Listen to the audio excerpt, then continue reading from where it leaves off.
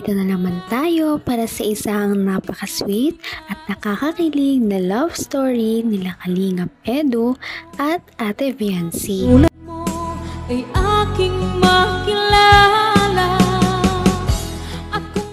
Para sa pagpapatuloy ng ating love story ay masasaksihan na ninyo ang pinaka most awaited na rides na kanilang sinakyan doon sa Hong Kong Disneyland. At dito na nga sa kanilang pagsakay ay grabe ang mga tilian at sigawan ng EDSI Love Team at kasama ang buong Kalingap Team. Kaya naman sobra din ang kanilang pag-enjoy dito dahil marami sila. Mas marami ay mas masaya. At idagdag pa ang kakaibang klima sa ibang bansa at malamig talaga, kaya feel na feel talaga nila na parang nasa isa silang movie o parang K-drama.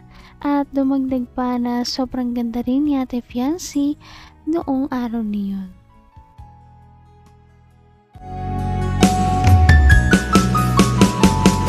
Ang nice ko lang.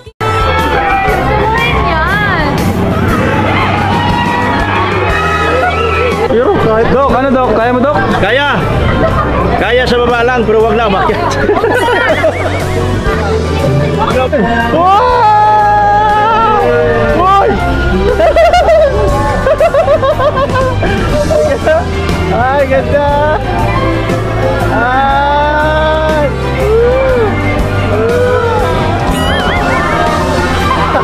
Ay! Makahilo. Nahihilo ako magtingin sa camera. Bumibilis din! Ang ganda! Ay! Ah! Kita tayo sumama. Yun na yun. Ang sakit sa ulo. Abay.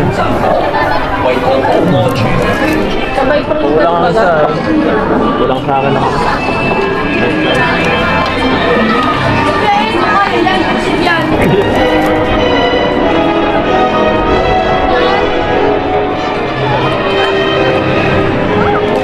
Em có gì đó mà không còn tin nào đấy. So you just have 12 people here. Okay, never mind. Alright. Link.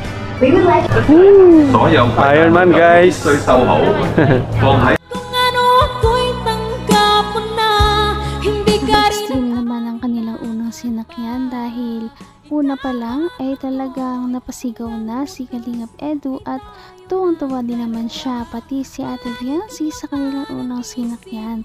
Pagkatapos nito ay gumala muna sila sa parang isang museum na puno ng mga statue na magaganda. Iron Man guys. Diyan, hawak ka lang sa akin ha. Kasi delikado dito. Delikado dito itong mga ano. Ah, si Doc. Ano to? Paano ba to? Seatbelt. Girls, seatbelt. Ayun na guys. Ayun na guys.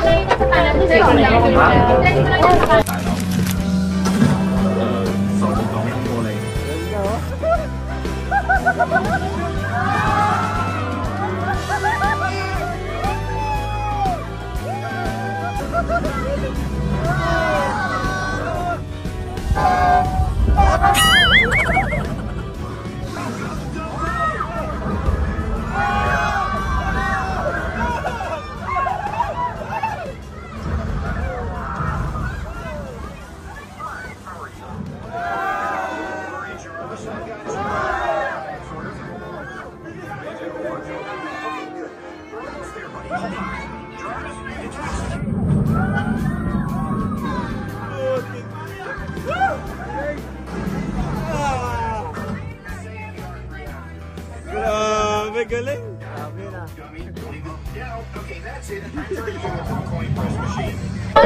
Dok, ang galing mo Dok ha. Pinabilib mo ako Dok ha. Siyempre.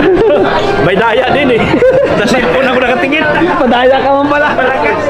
Naman ang bawat panaginip ko.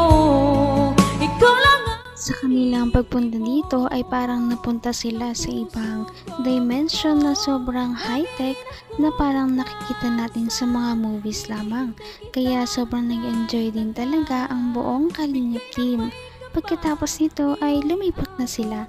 Ano kaya ang kanilang next na pupuntahan?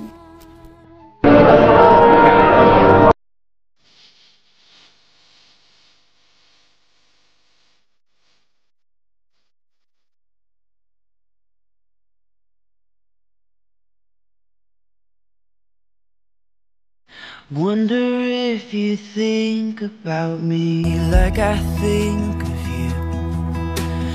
Wonder if you dream the way I do. When you look at clouds, do you see faces as I do? Do you get Grabe, ang ganda talaga. Di ako makapaniwala ano nakapunta ako dito. Ha? Kahit ako. Hindi ko akalain na makakabalik ako dito. Ito na yata yung pinakamagandang napuntahan. Sa lahat. Ako, kahit saan, basta kasama ka, maganda. Ito, kung wala ka siguro, baka hindi pa masyado ma-enjoy ito. Totoo yun. Naalala ko tuloy yung sa Enchanted Kingdom. Oo nga, no? Maganda din yung turon. Mas maganda talaga ito. Sabi ko naman sa'yo, di ba? Sabi ko sa'yo, wala sinabi yun. Alam mo, hindi pa nga natin nalilibot yung kalahatan nito eh. Hanggang wakas ay tayo ng dalawa. Palagi kang Napakaganda naman ng Disney Palace na ito dahil parang nakikita lamang natin ito sa mga movies. Parang pang prinsesa talaga ito at bagay na bagay kay Ate Fiancé dahil sa kanyang ganda. Para siyang prinsesa at prinsipe si Kalingap Edu. At dito nag-picture-picture muna sila at nag-usap. Alam mo, hindi pa nga natin nalilibot yung kalahatan nito eh. Mas marami pa diyang rides na mag-i-enjoy ka. Siguro, baka naano ka lang rin kasi may mga ibang tao, di ka masyado mag-enjoy. Naiisip ko, susunod siguro, punta tayo dito kahit tayo lang dalawa. Pag ano ka na, Ay, hindi pwede yun. Sama dapat sila mama para ma-experience naman. Sige, sama natin sila. Para happy family kayo. Basta kasama ako din ha. Enjoy ka naman so far. Sobra. Parang napipilitan ka ha. Ano napipilitan? Ilang halata sa Masaya ka ba? pero sobrang saya. Patingin nga ng saya yan. Gusto ko nakita yan. Gusto ko nakikita kang masaya. Ako rin, gusto ko nakikita kang masaya. Gaya ngayon. Oo ba yan? Para kang bata kanina. Kahit sino naman siguro, kung nakapunta dito. Magiging parang bata. Pangarap to ng karamihan eh. Sana nga ay sa susunod na pagdalaw ni Ate Fiancé ay kasama na ang kanyang buong pamilya. Dahil para kay Ate Fiancé, ang kanyang pamilya talaga ang pinakamahalaga kaya hindi niya ito kinakalimutan. Sana nga ang lahat din ng mga dalaga ay ganun dito mag-isip. Gaya ni Ate Fiancé dahil sobrang bait pa talaga kaya marami ang humahanga. Napaka-sweet talaga nila at napakabait ng tambalang ito kaya maraming sumusuporta.